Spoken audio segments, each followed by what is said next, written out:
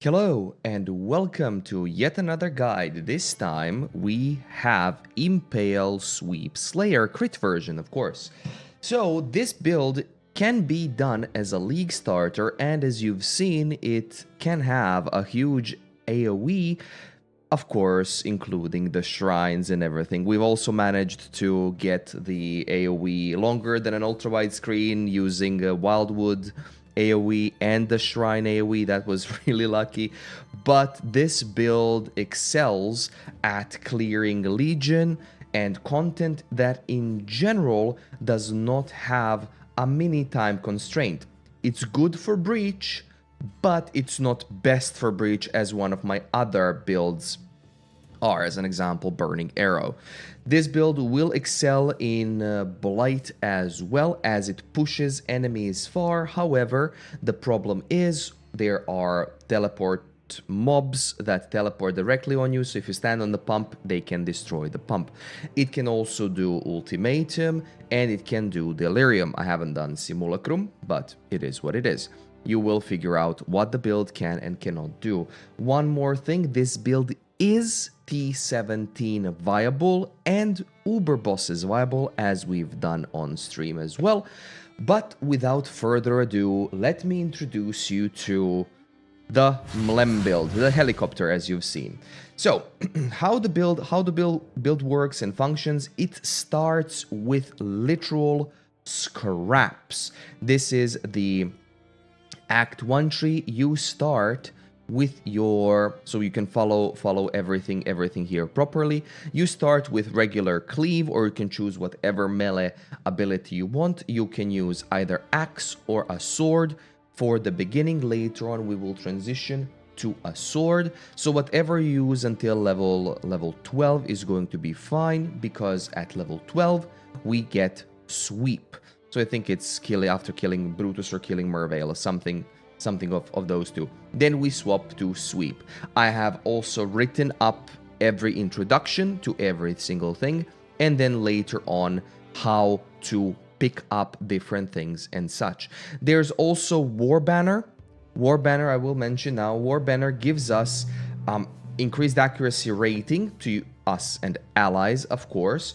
And it gives us more area of effect per valor consumed, more aura effect per valor consumed, and 4% more physical damage with melee skills to you and allies. I use this one once it hits 50, just so that we can get more damage. Basically, you place the banner, you hit an enemy, you get valor, and then you place the banner with however much valor you want, up to 50, and that gives us bonus to damage. It's very good, and it starts very, very early. You can grab it in Act 1 at level 4, basically.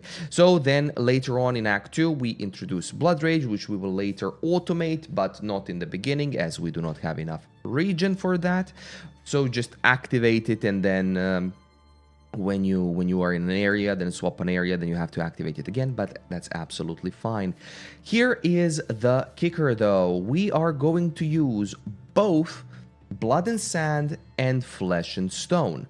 What are those auras? Those are Sand and Blood Stance auras, Flesh and Stone, basically. Those are two auras that will give us varying effects and buffs depending on the aura that we have. So we have here Blood and Sand, and we have Flesh and Stone. Blood and Sand is a lower mana reservation requirement aura, which is 10% mana, but it works only for melee. It says this: melee skills deal more area damage while in Blood Stance, and have 5% less area of effect while in Blood Stance. But melee skills have 15% more area of effect while in Sand Stance, and 5% less area damage while in Sand Stance. So we deal less damage while in Sand Stance, but we have more area of effect, and we deal more area damage while we have less area of effect. Why is that good? Because sweep is attack, AOE, and melee. AOE is area of effect, so this impacts sweep nicely. What you generally want to do is you want to be Sand Stance when you are fighting mobs, and then do Blood Stance when you're fighting uniques or mobs that you have a more difficult time killing.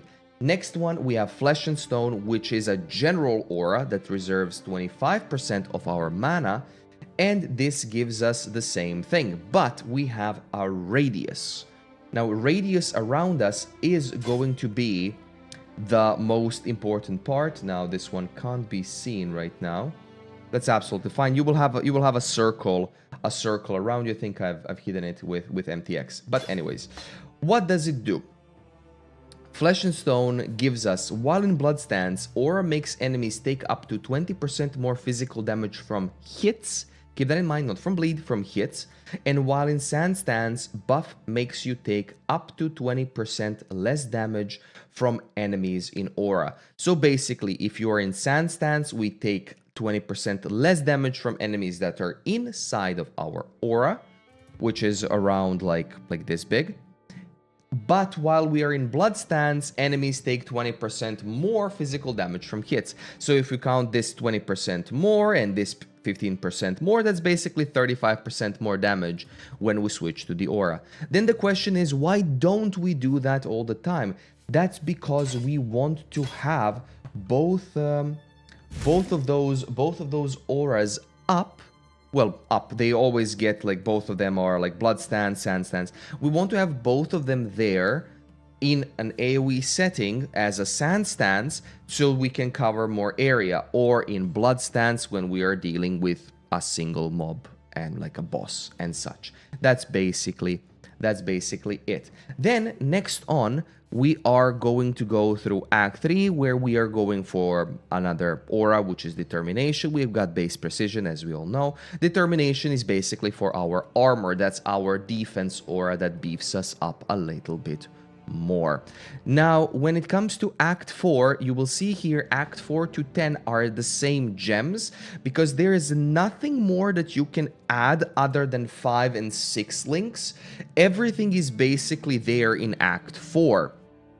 There's nothing that you do like in Act 5 and such for this build. It's a very classic melee build that you're going to find. So we've got our 4-link sweep, we've got our 4 auras, Blood Rage regular one, 4-link with Lifetap, which is cast when damage taken, Molten Shell, Leap Slam, Lifetap. We level those. Cast when damage taken means when we take damage, the aura, the linked abilities activate, and that linked ability is Molten Shell, which gives us damage absorption shield based on our armor. It increases our armor and then gives us damage absorption shield.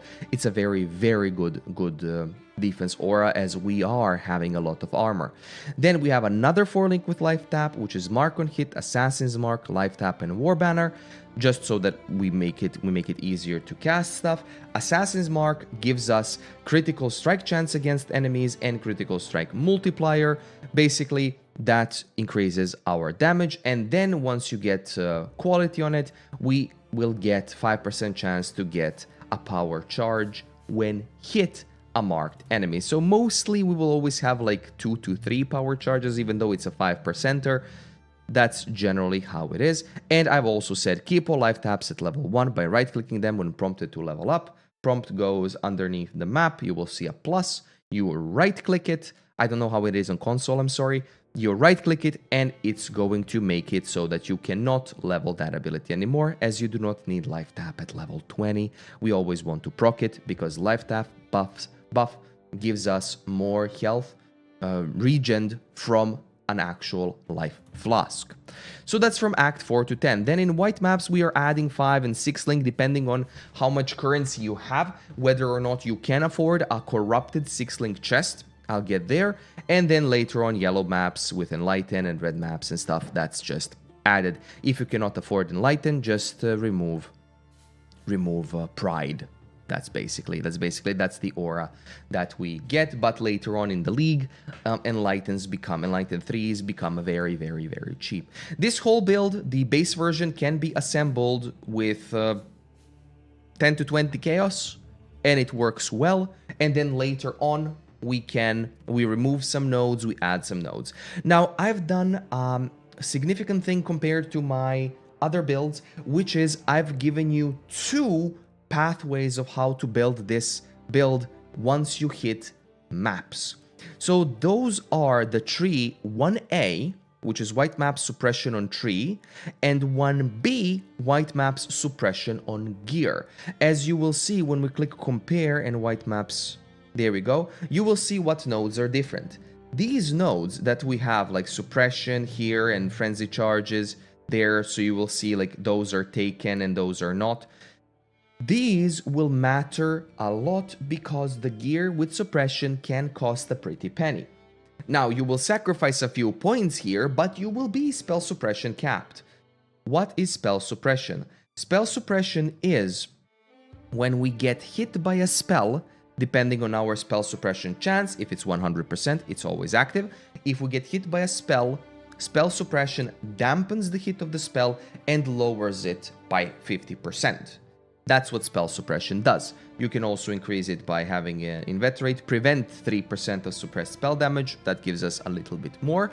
But in general, if we are hit by a spell that deals 3000 damage, we are going to take 1500 damage. That's why we can sacrifice life and we can have around 3.5k life, because we do not need more, as there are rarely any spells that deal more than 6000 damage in general when it comes to spells. But it can also be lowered by Molten Shell when we take a lot of damage. When we take like around 3k damage, then Molten Shell pops up, then we have a shield, and then we can survive more. So there are layers of, like an onion, there are layers of defense here. So that's why I've given you two options, as option 1 is Act 7 to 10 plus 1A, where you just pick up regular 1 to 2 to 3 chaos items. You can follow my chaos orb recipe guide basically that I have. I will post it in the description as well, so you can do that.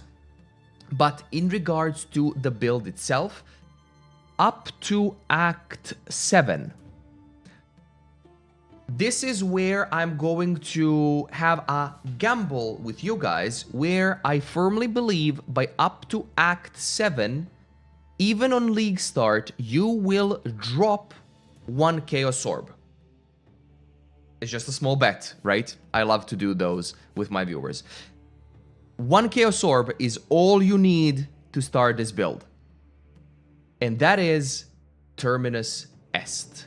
Cue the best sword you can have that is 1 to 2 chaos at League start, and then always 1 chaos that we are going to use before our top of the line. So let me start the gearing process with the weapon itself. Terminus Est gives us physical damage, attack speed, crit chance based on the weapon, mana per enemy killed, movement speed, and a frenzy charge on crit strike. It has decent physical DPS, very good everything for 1 chaos, gives us accuracy, an amazing sword that we can use, gives us frenzy charge generation, which then we don't need blood rage for. And this sword you will use almost up to endgame. The endgame sword deals double the damage, but that's absolutely fine. There are also higher ones, but there's no need to go more than around 20 divine budget for this one. So what you want for this sword, you just want to buy one, get it to 4 link, get it to 5 link, get it to 6 link. Sometimes it's cheaper to outright buy a 6 link Terminus Est than crafting it yourself or gambling it yourself, but this is what we're going to use. It's a wonderful sword. I still have it here. I, of course, got the shiny version, and it is an awesome sword to start the build. Then, the next thing is another gamble of mine, where if you drop another Chaos Orb, you can buy Meginord's Girdle Heavy Belt, which just gives us physical damage to attacks, life, cold res flask, life recovery rate. You can do that one, you can do any other rare belt, it doesn't really matter. You just want a bit of strength, a bit of stuff. That's basically it.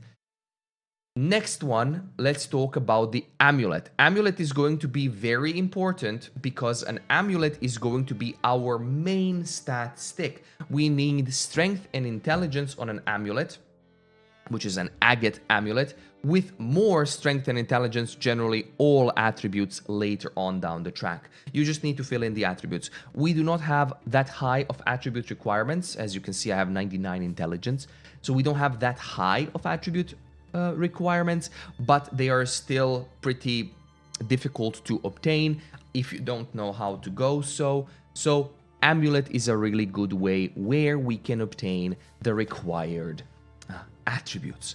Now let's talk about the helmet. Standard helmet, we go with regular resistances as with everything else, but let's go to the interesting stuff where we have suppression gear. We have everything is noted, by the way. We have a helmet with some resistances, some life chance to suppress spell damage, and that's basically it. This all goes with body armor, gloves, boots, because it's spell suppression on gear. But here is a notable mention: body armor. Body armor, you want to grab any body armor that's corrupted. This can be in regular, where it's suppression on the tree. I put here a 4-link. I'll edit that one to be a 6-link, because that's what we need. We need one green. There we go. So now it's 6-link. So it needs to be a 6-link. Or you buy either no spell suppression, or you buy spell suppression corrupted chest piece. These are usually around 30, 40, 50 chaos for a 6-link early league. That will take you around half an hour, maybe 25 minutes of farming Chaos Orb recipes. I do it every league. I'm guilty of it. Some people would recommend not to do so. I recommend to do so because it's going to get you started up faster on your gear, and that's always a good thing. Now, what you want on the chest piece, you literally want it for the 6 colors, basically 5 reds, 1 green, and you just want some spell suppression if you want to go that route. When it comes to gloves, same thing. Statstick gloves, some spell suppression, whatever you can get those with Eater of Worlds implicit. You will start dropping these in white maps, then in yellows and such. But let me cover the end gear that you're going to go through. Post-edit heavy here. Forgot to mention Starforge is an upgrade after Terminus Est. So Starforge gives us, well, more damage, of course. It gives us less attack speed, which is absolutely fine. Gives us some life, but gives us physical damage can shock. Shock basically means that every % of shock that we do, the enemies take that much more damage. So if you have 15% or 50% shock, that means enemies take 15% more damage, 50% more damage and such. And it also gives us area of effect for attacks. Unfortunately, the only downside is deal no elemental damage, which is irrelevant to us because we are physical damage anyways. As you have probably already seen, in the notes section of my builds now, I have crafting guides. These crafting guides are there to help you not get used and abused via the trade system. As for those items that you can craft for cheap, you can actually see them on market 10 times the cost. Knowledge is power. Learn that. Crafting time. Let's go. Let's go with the helmet again. We start with a helmet with a fractured resistance, whichever one you pick. It can be cold, fire, lightning.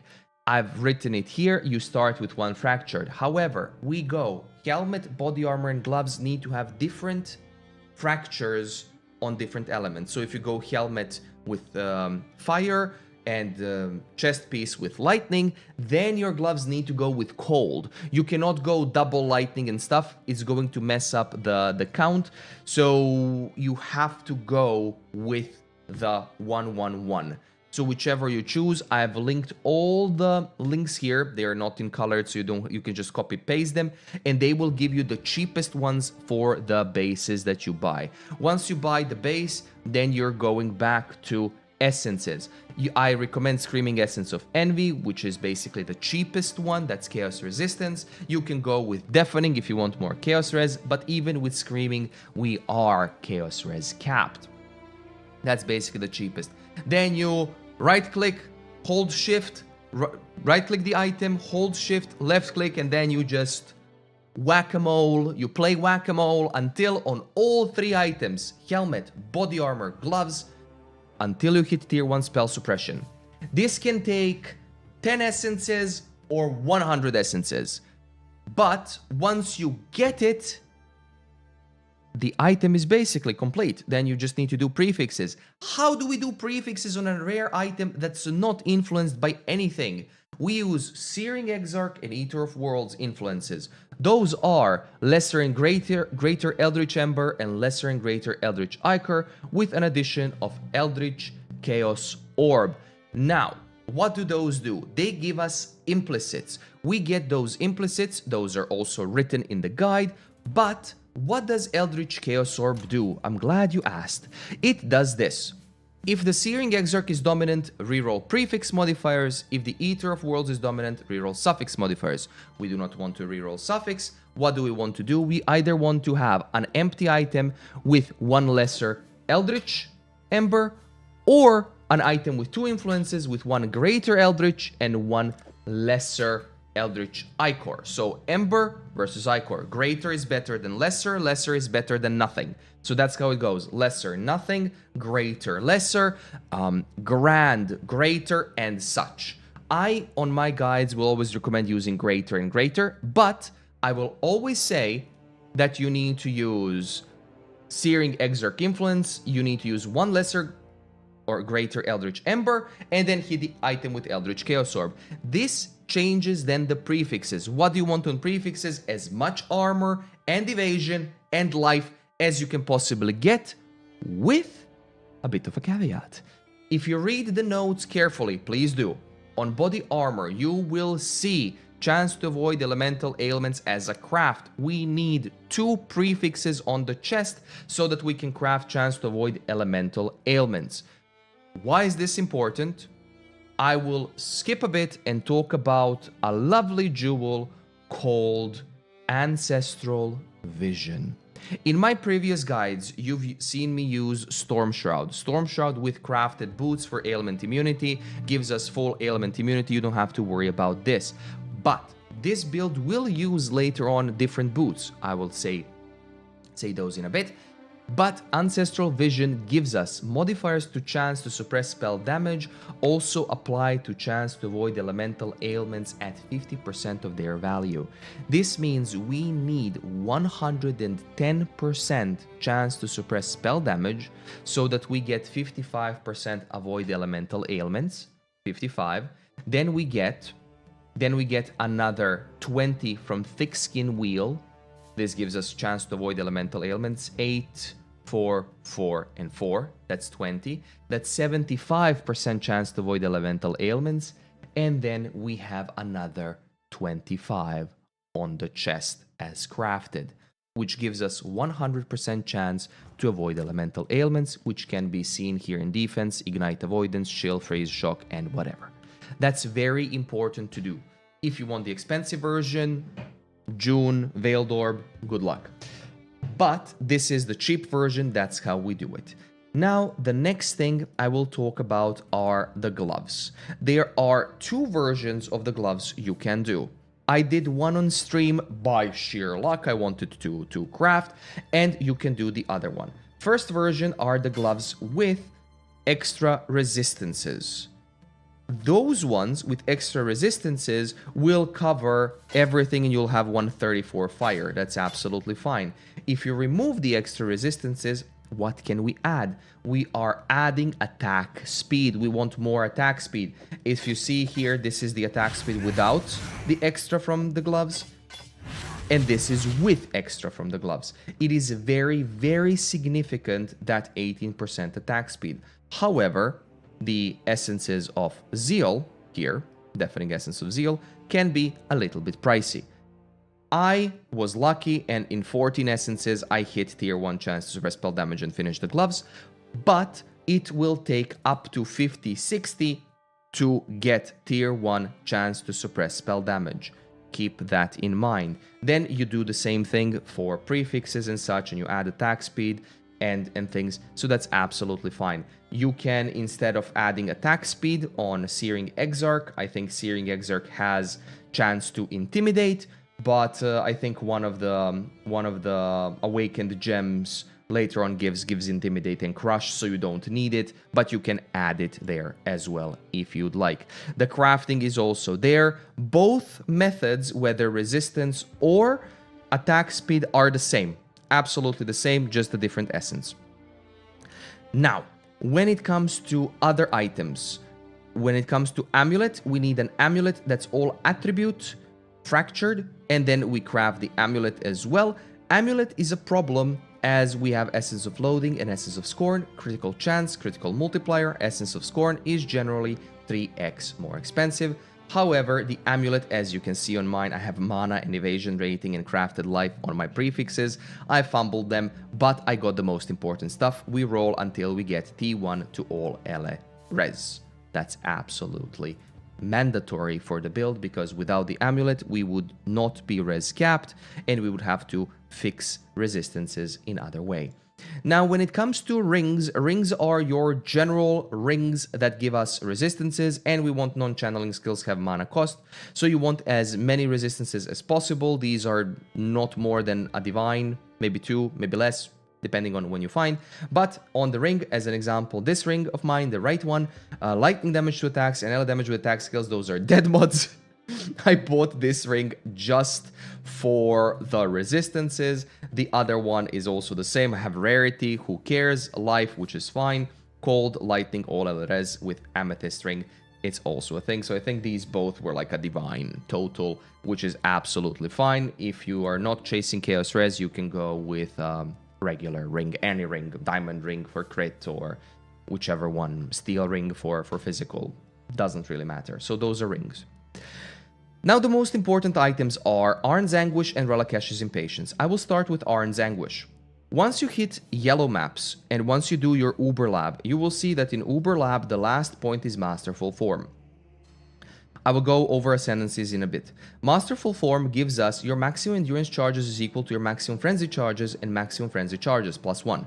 What we want to do is we want to grab as many frenzy charges as possible. One down here, one right on the Ranger, and one top right to Frenetic, which is basically on our Amulet as an Anoint. Why is that good? Because Arn's Anguish says this: modifiers to minimum endurance charges apply to minimum brutal charges instead, and maximum brutal charges is equal to maximum endurance. And we already have maximum endurance as maximum frenzy, and it goes snowball like that. And gain brutal charges instead of endurance charges. What do brutal charges do? Brutal charges say this: players gain a chance to deal triple damage and increase stun threshold for each brutal charge they have. We have 7, if I'm not mistaken. That's 21% chance to deal triple damage. You cannot calculate that in PoB. Sometimes you hit all of them, sometimes you hit none of them. It is what it is. So we are using that. But then how do we gain endurance charges and things? We gain endurance charges on the tree, which is Disciple of the Unyielding, chance to gain endurance charge on kill. That's basically it. However, later on, when you upgrade, you will find the boots Ralakesh's Impatience.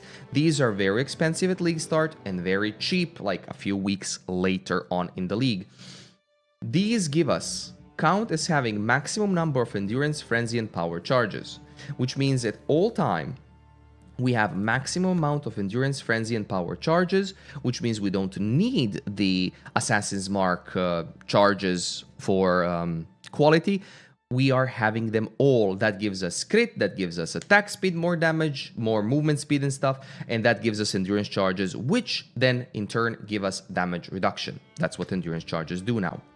That gives us cold resistance and chaos resistance as well, which can be very, very good to use for everything. So once we do that, then we do not have to worry about anything else.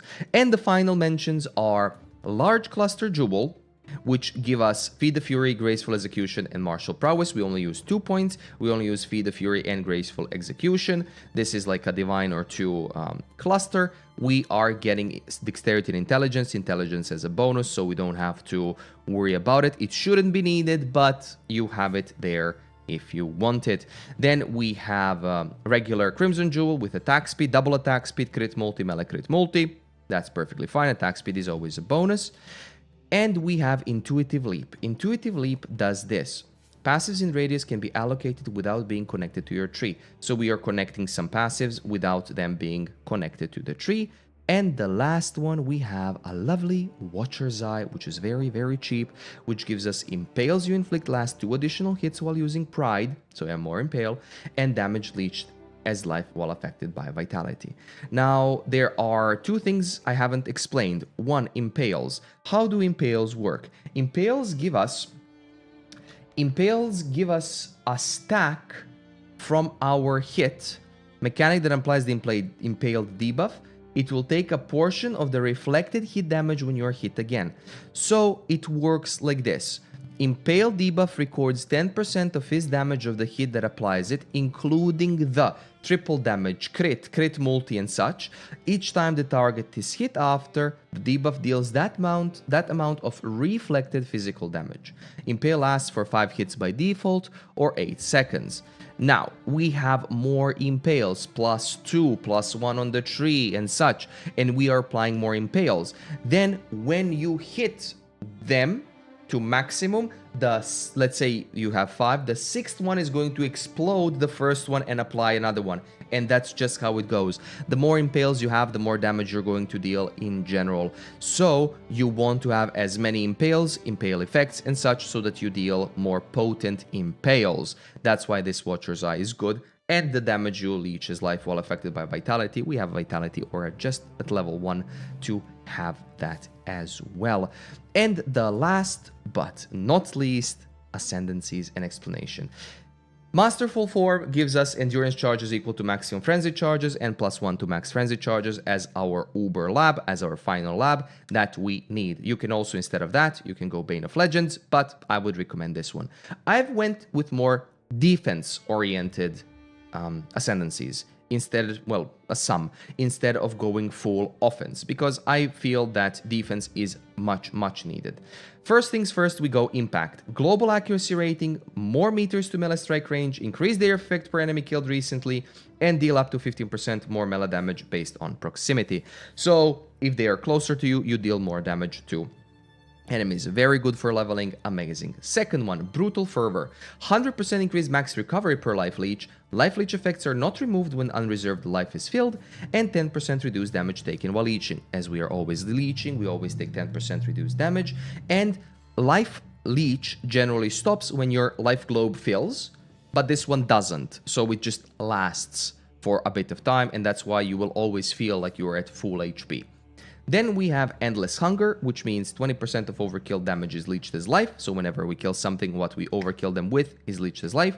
Increase attack speed while leeching. We always leech. That's it. Cannot be stunned while leeching. Very important modifier. We don't want to be stunned. And you are unaffected by bleeding while leeching. Unaffected by bleeding can help a lot more, and I'm going with this one. This is a more defense-oriented ascendancy point, because often instead of Endless Hunger, you can go Bane of Legends, which gives us more damage if you've killed recently, cannot take reflected fizz damage, which means you can roll them on maps, and 20% more damage with hits and ailments against unique enemies. This gives us more hits, more damage with hits, 20% more. I chose the defense route. If you feel the defenses are great, swap to Bane of Legends and you will instantly deal more damage than this. You will lose attack speed, but you will deal definitely more damage. So that's what I've chosen. Notable mentions: Overwhelm, base crit strike chance for weapons is 8, crit multi per nearby enemy. Nearby enemies have less crit multi. Very good if you want to go with like extra crit and such, but we already have like 64% crit, which is awesome. That's without flasks. If I do the flask, that's 72. So it's really good. Now, what is the damage of this build? If I activate everything, the damage of this build is, if we go red maps here, 3, I didn't do 5, let's do 5,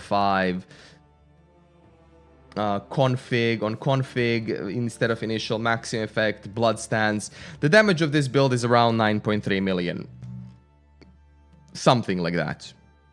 I don't even know if I've done anything good or not. I don't care. How do I have it? I have it at 4.4 million.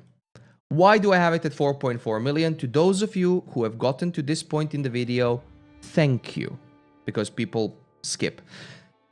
I've done it so that I bait out the people who are going to say your POB is bad and such, and your things are not done well. You don't do that much damage. You haven't set up anything and whatnot.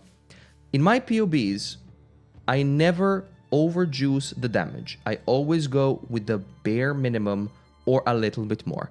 I have here 20 rage, even though we have 39 as you've seen in the video, in the intro video. And I haven't put the config for maximum effect, blood stance, and in skills, I haven't put awakened gems and stuff. I do not mind that people go and they say those things. I'm on a rant right now, I'm sorry.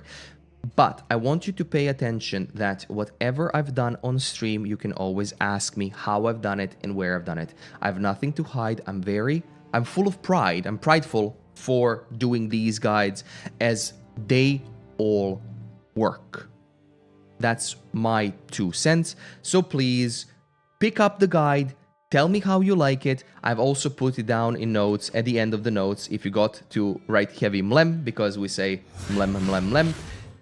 Like a Catholic, it is what it is. So thank you so much for watching. Please do sub if you don't mind to. You guys are awesome. Like the video, please, as well. We are over 1,700 YouTube subs, which is great. The guides and everything are going to continue. Nothing to worry about. And we are going to do like boss guides and stuff now that I have more time. Everything is going to be on the website as well. So please do give that also a visit. So thank you once again for watching. Have a wonderful time, and I will see you in the next PoE stream or video. Have a great one.